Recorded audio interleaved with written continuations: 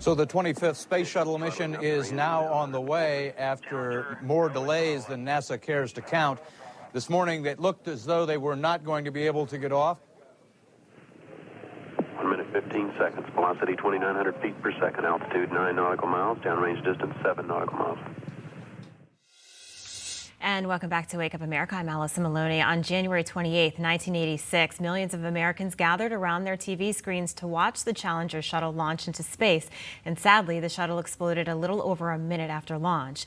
Now, 25 years later, one man says they've uncovered the errors in corner cutting which led to the disaster. Let's bring in the author of The Burning Blue, The Untold Story of Krista McAuliffe and NASA's Challenger disaster. Kevin, thanks for joining us today. Kevin, I know where I was. I was in the classroom. Fortunately, for us, we weren't watching it, but I went to a Catholic school when it happened. The nuns came over and asked us to pray. And, as kids, we didn't quite understand it. Before we talk about why Krista McAuliffe's story is so unique, I want you to tell us what happened that day and the events leading up to the disaster. There was a great deal of schedule pressure going into this launch on January 28th of 1986. There had been a debacle the day before, a problem with closing the hatch, and there had been a great deal of information. The engineers had argued against this launch, and NASA went ahead. There was, as we said, a lot of schedule pressure. 73 seconds after the launch, on the coldest morning in memory at Cape Canaveral, the O-rings on one of the shuttle's rocket boosters failed. The explosion that millions of people saw that morning, millions of school children saw, was that of the giant fuel tank.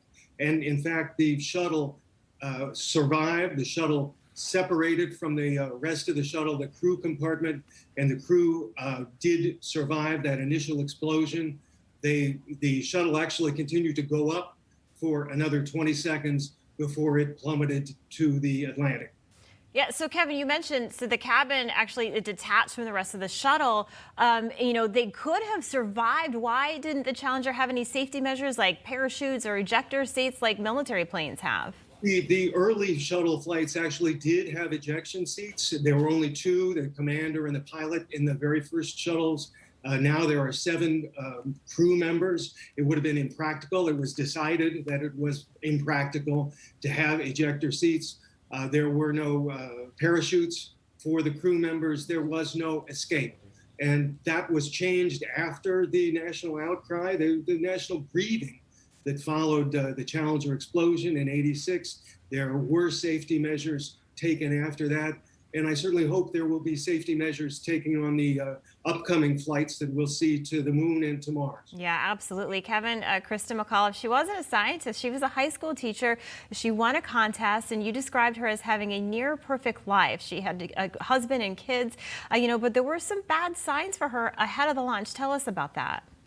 Well, there was worry. She was concerned. This is a person who was a great school teacher. She was not a scientist. She had to struggle with the math that she needed during her training. Fortunately, another crew member, the brilliant Dr. Judith Resnick, became her math tutor. Krista McAuliffe overcame a fear of heights just going across the gangway into the shuttle.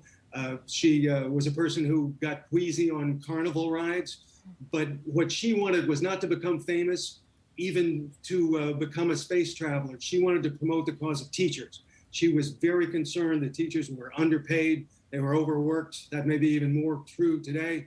And she wanted to remind Americans, as she once put it, that teachers have the right stuff too. Yeah, no, absolutely. Kevin, I have your book here. Where can people get your book? At any bookstore, at Amazon, and they can also take a look at burningbluebook.com. All right, Kevin Cook, thank you so much. Really excited to read this. Great information there. Thank you so much for coming on today. Hey, I'm Rob Finnerty. Thanks for watching. If you enjoyed this video, please join the conversation in the comments below. Don't forget to subscribe, too. Hit the bell icon to be alerted to breaking news. And remember, there's a whole lot more on Newsmax TV, America's fastest growing cable news network. Newsmax TV, where real news for real people.